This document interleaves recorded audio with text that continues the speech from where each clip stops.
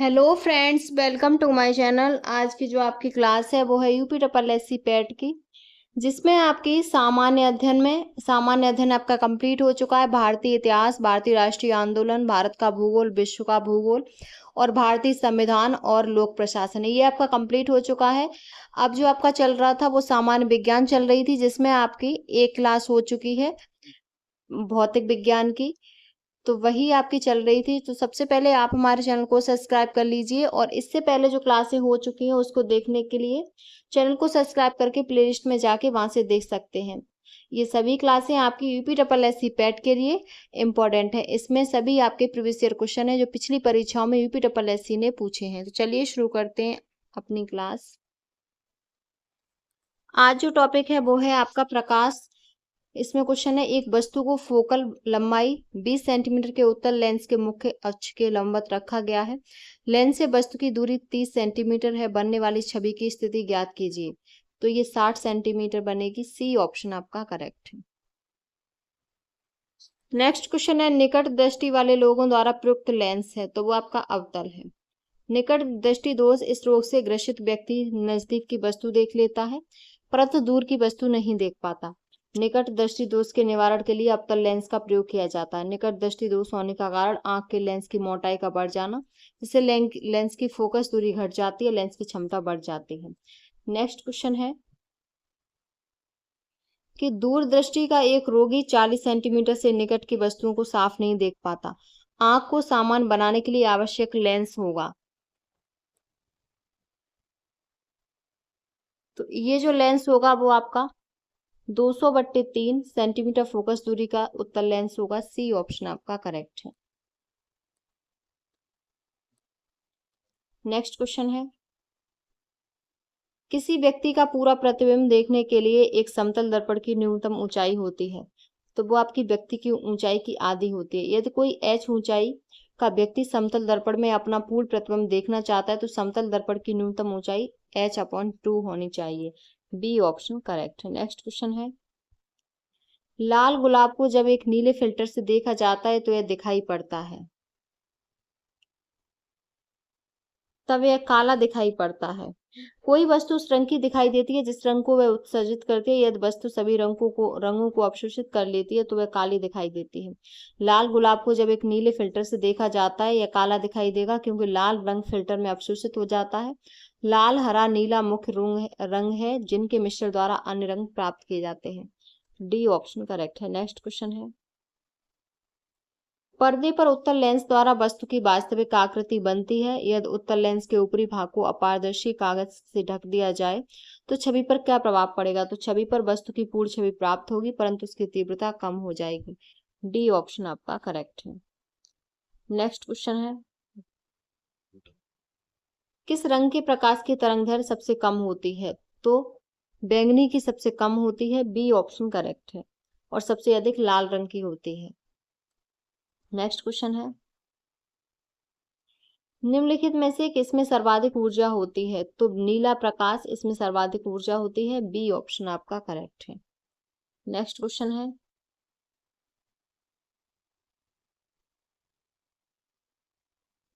सूर्य छतरी के लिए उत्तम रंग होंगे, तो वो आपका शीर्ष पर सफेद और भीतर की ओर काला। सूर्य छतरी के लिए शीर्ष पर सफेद और भीतर की ओर काला रंग सर्वोत्तम होगा, क्योंकि सफेद रंग सूर्य से आने वाली किरणों को पूर्णतः परावर्तित कर देगी, जिससे कम धूप का आभास होगा। तो ए ऑप्शन आपका करेक्ट है। नेक्स्ट क्वेश्चन है, किसका सबसे अधिक अपवर्तनांक होता है? तो हीरा का सबसे अधिक अपवर्तनांक होता है। जब प्रकाश की किरण एक पारदर्शी माध्यम से दूसरे पारदर्शी माध्यम में जाती है तो वह अपने प्रारंभिक मार्ग से विचलित हो जाती है। तो आपका इसमें सी ऑप्शन करेक्ट है। नेक्स्ट क्वेश्चन है, स्वच्छ आकाश का नीला रंग किस कारण से दिखाई पड़ता है? तो वो प्रकाश का बिखरने से दिखाई पड़ता है। हवा के कणों द्वारा प्रकाश के प्रकीर्णन के परिणाम स्वरूप स्वच्छ आकाश नीले रंग का दिखाई पड़ता है।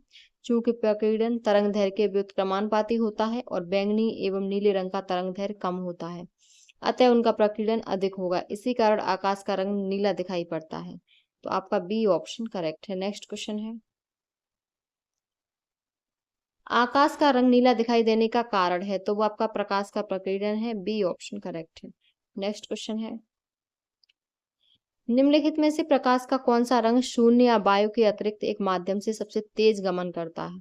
तो वो आपका लाल है। ए ऑप्शन करेक्ट है। लाल रंग शून्य या वायु के अतिरिक्त एक माध्यम से तेज गमन कर सकता है। लाल रंग का वेग सबसे अधिक है और अपवर्तनांक सबसे कम होता है। तो ए ऑप्शन आपका करेक्ट है।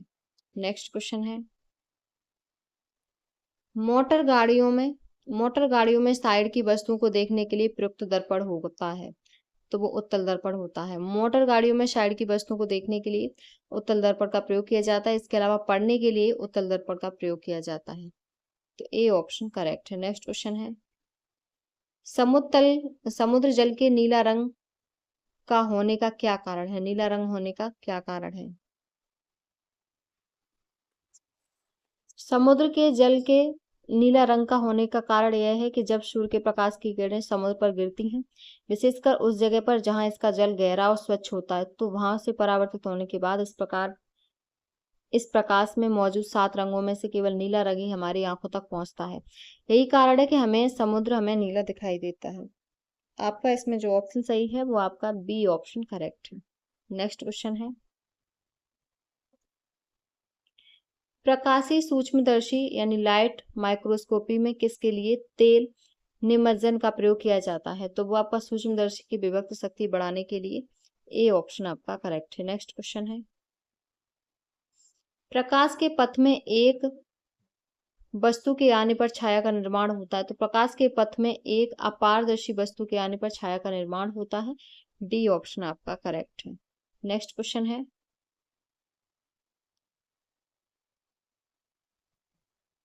प्राथमिक रंग है तो वो आपके लाल, हरा और नीला तीनों होते हैं। तो डी ऑप्शन आपका करेक्ट है। प्रकृति में 3 प्राथमिक रंग होते हैं, नीला, हरा, लाल, और बेरंग जो किसी अन्य रंग के संयोग से नहीं बने होते प्राथमिक रंग कहलाते हैं। नेक्स्ट क्वेश्चन है, अगला है मुख्य रंग कौन कौन से हैं? तो वो आपके लाल, हरा, नीला है। डी ऑप्शन करेक्ट है। ये आपका प्रकाश जो टॉपिक था वो आपका कंप्लीट हो गया। अब है आपका विद्युत। अब आपका विद्युत टॉपिक है जिसमें क्वेश्चन है, डायनेमो ऊर्जा परिवर्तित करता है तो यांत्रिक को विद्युत में परिवर्तित करता है। सी ऑप्शन करेक्ट है। डायनेमो एक वैज्ञानिक उपकरण है जो यांत्रिक ऊर्जा को विद्युत ऊर्जा में बदलता है। इसका आविष्कार माइकल फैराडे ने किया था। डायनेमो विद्युत चुम्बकीय प्रेरण सिद्धांत पर कार्य करता है। तो सी ऑप्शन करेक्ट है। नेक्स्ट क्वेश्चन है, विद्युत बल्ब के फिलामेंट को बनाने के लिए सबसे अधिक उपयोग की जाने वाली सामग्री है तो वो आपकी टंगस्टन है। बी ऑप्शन आपका करेक्ट है।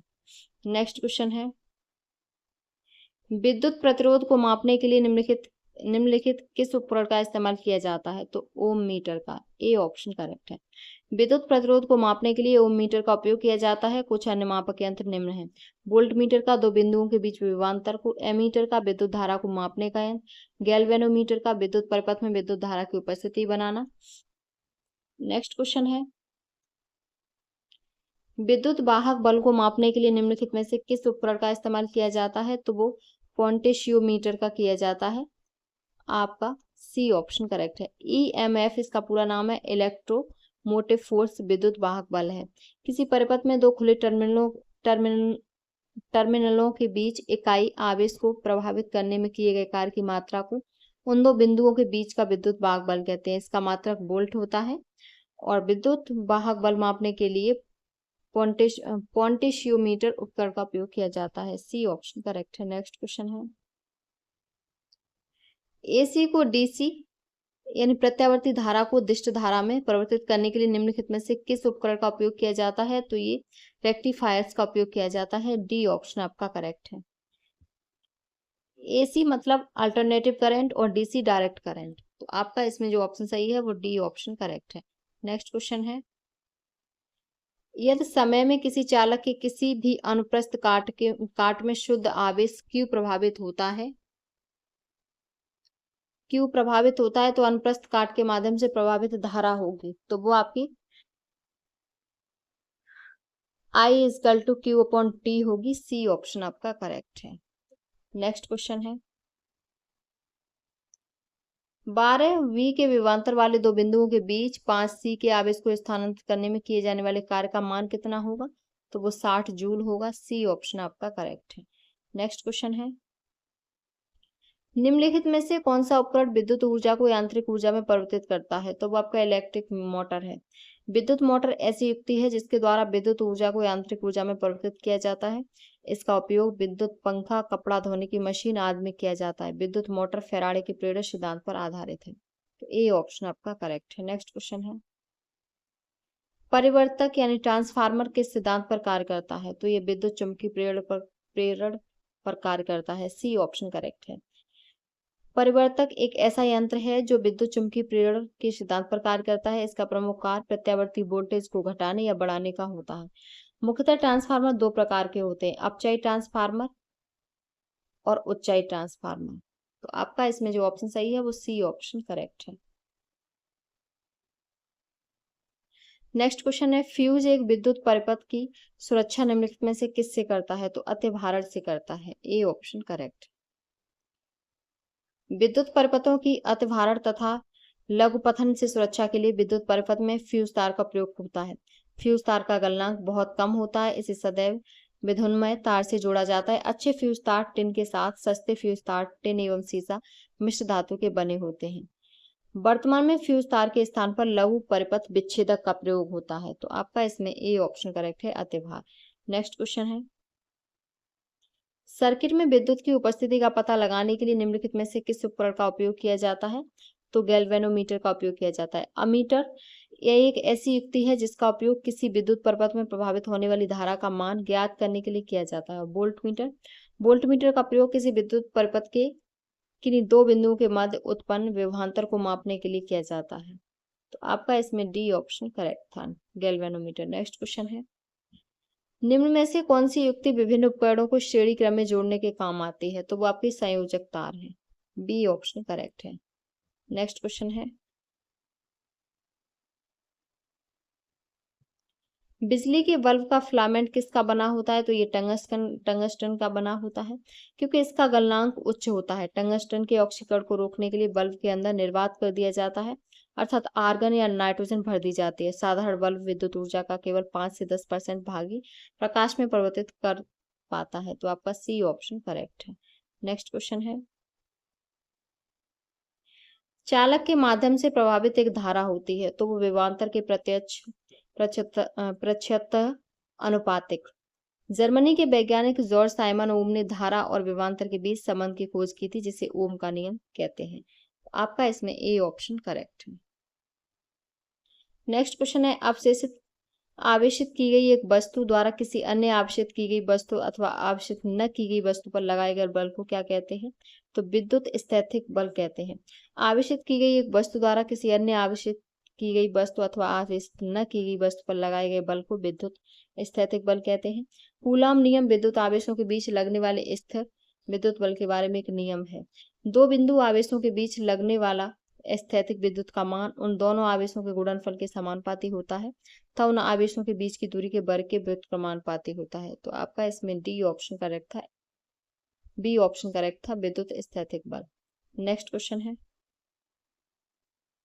प्रत्यावर्ती धारा को एक दिश धारा में किसके प्रयोग के जरिए परिवर्तित किया जा सकता है? तो दिष्टकारी के जरिए। दिष्टकारी या रिजकारी या रेक्टिफायर एक ऐसी युक्ति है जो आवृत्ति धारा को दिष्ट धारा में बदलने का कार्य करती है, अर्थात रेक्टिफायर एसी से डीसी परिवर्तक है। दिष्टकारी बहुत उपयोगी है क्योंकि आजकल बहुत से उपकरण जैसे रेडियो, टीवी, माइक्रोवेव डीसी से चलते हैं, जबकि बाहर से उन्हें एसी दी जाती है। तो आपका इसमें सी ऑप्शन करेक्ट है। नेक्स्ट क्वेश्चन है, रासायनिक ऊर्जा को विद्युत ऊर्जा में रूपांतरण किसके द्वारा किया जाता है? तो संचायक सेल के द्वारा। संचायक सेल एक युक्ति है जो रासायनिक ऊर्जा को विद्युत ऊर्जा में रूपांतरित करता है।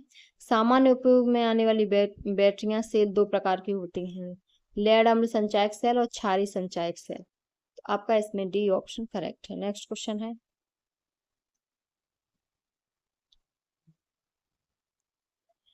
यांत्रिक ऊर्जा को वैद्युत ऊर्जा में रूपांतरित करने के लिए किसका प्रयोग किया जाता है? तो डायनेमो का। यांत्रिक ऊर्जा को वैद्युत ऊर्जा में रूपांतरित करने के लिए डायनेमो का प्रयोग किया जाता है। विद्युत मोटर द्वारा विद्युत ऊर्जा को यांत्रिक ऊर्जा में परिवर्तित किया जाता है। ए ऑप्शन आपका करेक्ट है। नेक्स्ट क्वेश्चन है, इनमें से कौन सा विद्युत का सर्वोत्तम चालक है? तो समुद्री जल सर्वोत्तम चालक है। D option correct, C option correct है।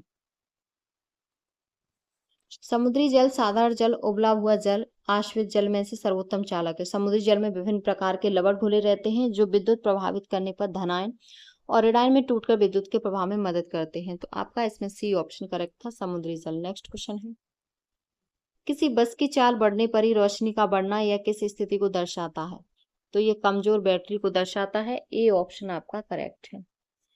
जब बस की बैटरी कमजोर होती है तो लाइट को जलाने के लिए पर्याप्त ऊर्जा नहीं दे पाती है, इसीलिए जब बस की चाल बढ़ती है तो डायनामो से उसे अधिक करंट मिलता है और रोशनी बढ़ जाती है। तो ए ऑप्शन आपका करेक्ट है। नेक्स्ट क्वेश्चन है, प्रकाश वोल्टी सेल होता है तो प्रकाश सौर सेल है। प्रकाश वोल्टी सेल सौर सेल होता है। बहुसंगी प्रकाश वोल्टी सेल ऐसे सौर सेल हैं जिनमें एक से अधिक पीएन जंक्शन होते हैं जो अलग अलग अर्धचालक पदार्थों से बने होते हैं। आपका इसमें जो ऑप्शन सही है वो आपका ए ऑप्शन करेक्ट है।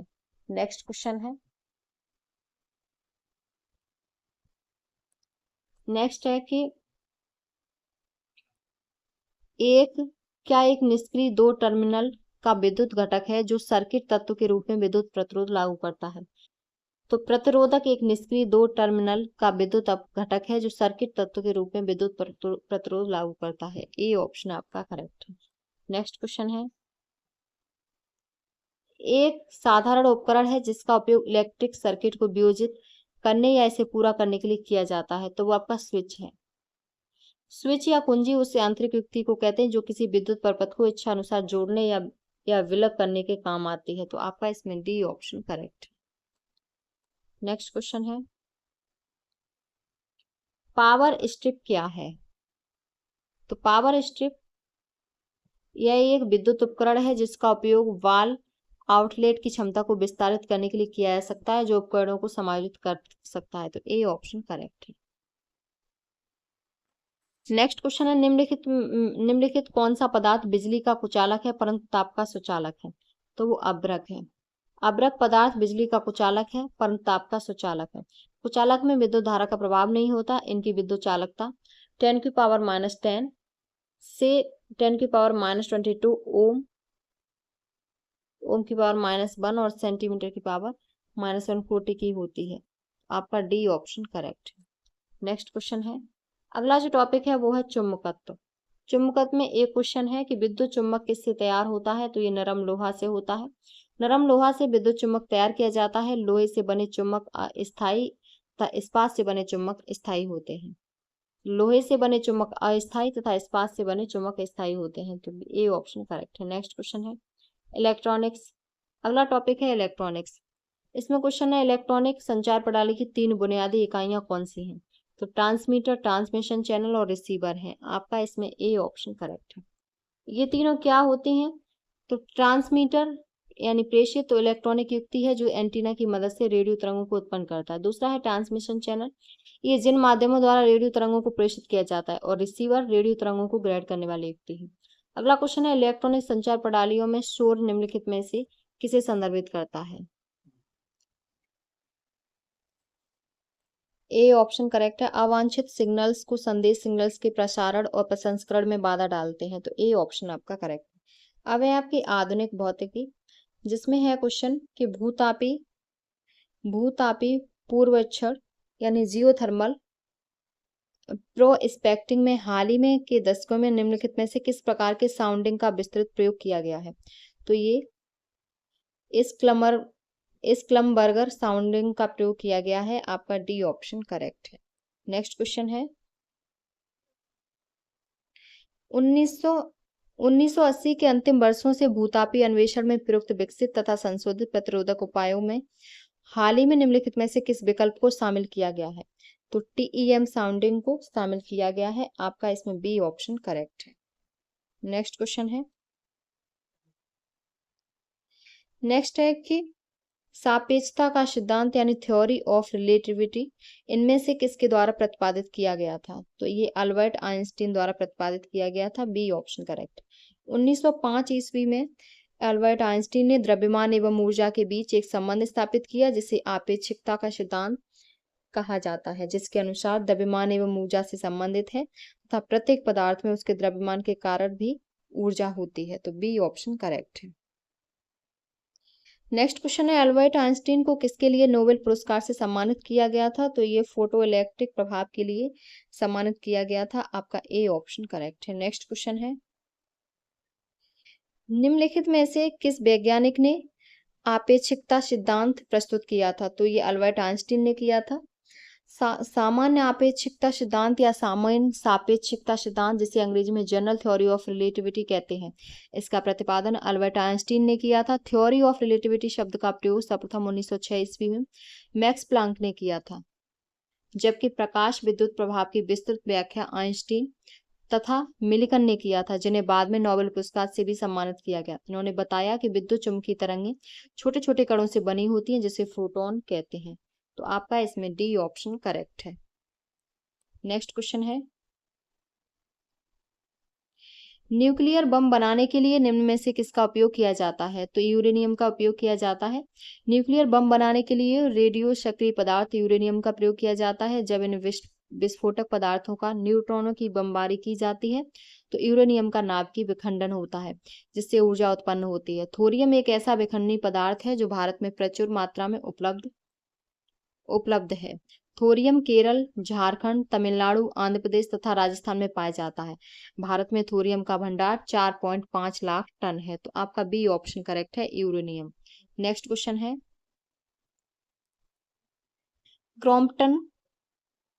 क्रॉम्पटन प्रभाव निम्नलिखित में से किस में होता है? तो ये एक्स किरणों में होता है। एसी क्रॉम्पटन ने बताया कि इलेक्ट्रॉनों द्वारा प्रकीर्णित होने पर एक्स किरणों की आवृत्ति बदल जाती है, जिसके लिए इन्हें वर्ष 1928 में नोबेल पुरस्कार दिया गया था। तो आपका सी ऑप्शन करेक्ट है। नेक्स्ट क्वेश्चन है, भारत में प्रथम न्यूक्लियर रिएक्टर है, तो वो आपका अप्सरा है। भारत और एशिया का प्रथम न्यूक्लियर रिएक्टर अप्सरा, जो 4 अगस्त 1956 को वार है। इस रिएक्टर का डिजाइन और निर्माण भारत ने यूनाइटेड किंगडम की मदद से किया था। तो सी ऑप्शन करेक्ट है। अगला है, प्रमुख वैज्ञानिक और आविष्कार। इसमें है, सबसे पहले है एक्सरे की खोज किसने की थी? तो एक्सरे की खोज W.A. रॉन्टजन ने की थी।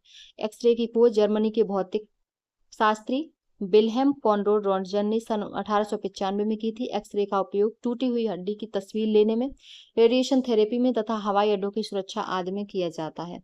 तो आपका डी ऑप्शन करेक्ट है। नेक्स्ट क्वेश्चन है, भारी पानी की खोज किसने की थी? तो ये यूरे ने की थी। सन 1931 में यूरे ने भारी जल की खोज की थी। इसका उपयोग परमाणु रिएक्टर में न्यूट्रॉनों को मंद करने के लिए किया जाता है। भारत का पहला भारी जल संयंत्र नागल यानी पंजाब में सन 1962 में से कार्यरत है। तो डी ऑप्शन आपका करेक्ट है। नेक्स्ट क्वेश्चन है, डायनामाइट का आविष्कार किसने किया? तो ये अल्फ्रेड नोबेल ने किया। डायनामाइट का आविष्कार अल्फ्रेड नोबेल ने वर्ष 1866 में किया। अल्फ्रेड नोबेल स्वीडिश रसायनज्ञ तथा इंजीनियर थे। विश्व प्रसिद्ध नोबेल पुरस्कार इनके द्वारा स्थापित न्यास द्वारा दिया जाता है। तो आपका इसमें बी ऑप्शन करेक्ट है।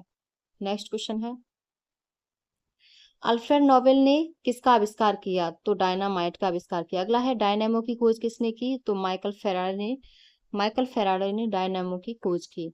डी ऑप्शन आपका करेक्ट है। नेक्स्ट क्वेश्चन है, ट्रांसफार्मर की खोज किसने की? तो ये माइकल फेराडे ने की। ट्रांसफार्मर की खोज माइकल फेराडे ने की थी। यह चुंबकीय प्रेरण के सिद्धांत पर कार्य करने वाला यंत्र है, जिसके द्वारा प्रत्यावर्ती धारा के विद्युत वाहक बल या वोल्टता को कम या अधिक किया जाता है, या निम्न विभव की एसी यानी अल्टरनेटिव करंट को उच्च विभव की एसी में बदल सकती है। तो सी ऑप्शन करेक्ट है। नेक्स्ट क्वेश्चन है, किस वैज्ञानिक ने इलेक्ट्रोलिसिस के नियम दिए हैं? तो वो एम फेराडे ने दिए हैं। अगला है क्वेश्चन, हाइड्रोजन बम का आविष्कार किसने किया? तो ये एडवर्ड टेलर ने। हाइड्रोजन बम का आविष्कार एडवर्ड टेलर ने किया। यह नाभिकीय संलयन पर आधारित है। अणु बम का आविष्कार ऑटो हॉर्न तथा एफ स्ट्रोसमैन ने की थी। तो आपका इसमें डी ऑप्शन करेक्ट था। नेक्स्ट क्वेश्चन है, गलत मिलान की पहचान करें। तो बी आपका गलत है कि अमीटर जैंक्राइसिस जॉनसन ने। तो अमीटर की जो खोज की थी वो आपकी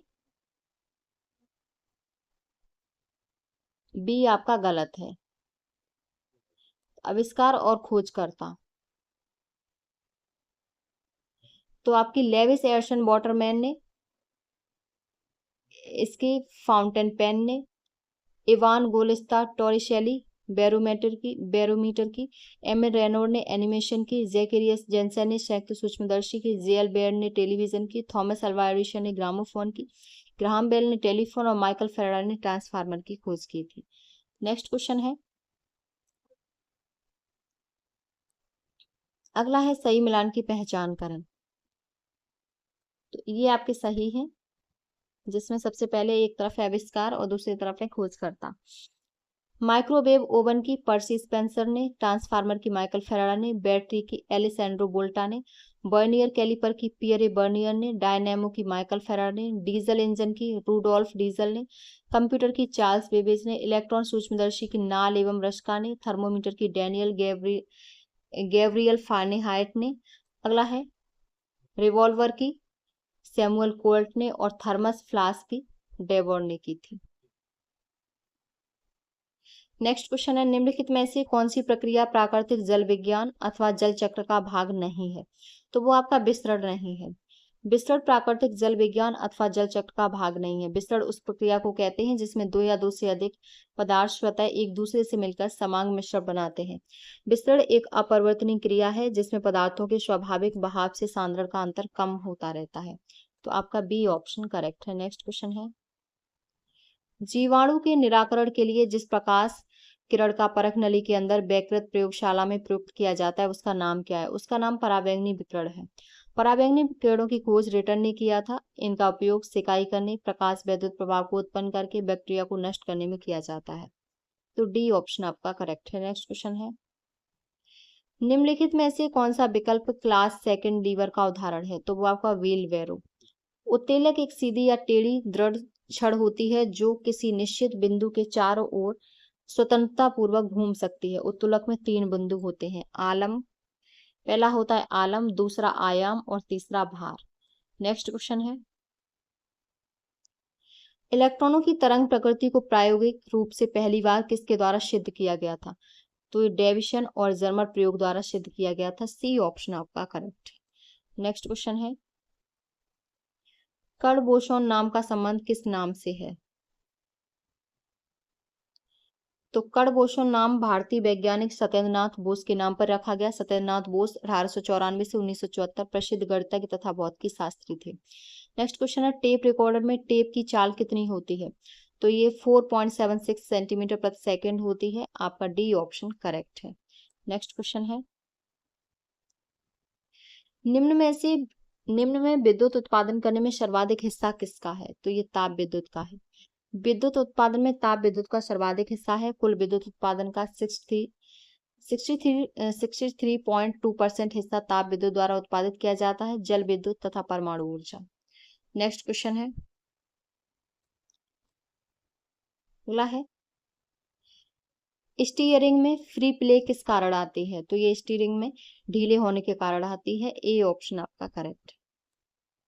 गाड़ी में स्टीयरिंग में फ्री प्ले एक सामान्य समस्या है। स्टीयरिंग के ढीले होने के कारण स्टीयरिंग में फ्री प्ले की समस्या आ जाती है। फ्री प्ले का अर्थ है स्टीयरिंग घुमाने पर भी गाड़ी के मोड़ने में कोई प्रभाव न पड़े। ए ऑप्शन करेक्ट है। नेक्स्ट क्वेश्चन है, सीटी स्कैनिंग में उपयोग होता है। तो एक्सरे का होता है। सीटी स्कैन या कंप्यूटेड टोमोग्राफी विशेष प्रकार का एक्सरे परीक्षण है जिसके द्वारा शरीर के अंदरूनी अंगों को देखा एवं रोगों का पता लगाया जाता है। तो आपका इसमें बी ऑप्शन करेक्ट है। नेक्स्ट क्वेश्चन है, नींबू निचोड़ने की मशीन है। तो ये द्वितीय श्रेणी का उत्तेलक है। नींबू निचोड़ने की मशीन द्वितीय श्रेणी का उत्तेलक है। इस प्रकार के उत्तेलकों में आलम तथा आयाम के बीच में भार होता है।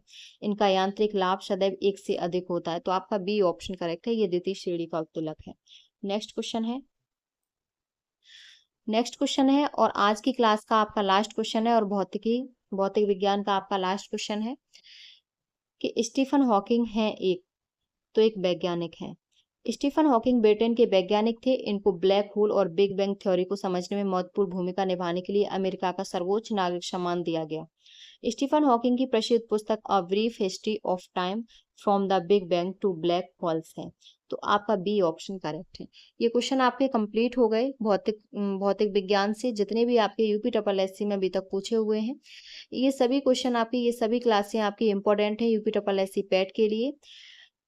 तो इससे पहले जो क्लासें हो चुकी हैं, नेक्स्ट जो आपकी क्लास रहेगी वो आपकी केमिस्ट्री यानी रसायन विज्ञान की रहेगी। तो इन सभी क्लासों को देखने के लिए आप हमारे चैनल को सब्सक्राइब करके प्लेलिस्ट में जाके वहां से देख सकते हैं।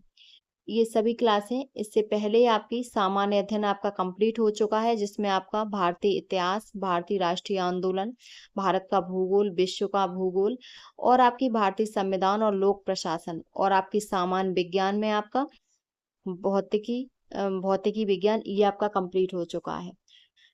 आगे जो आपकी नेक्स्ट क्लास होगी वो आपकी रसायन विज्ञान की होगी।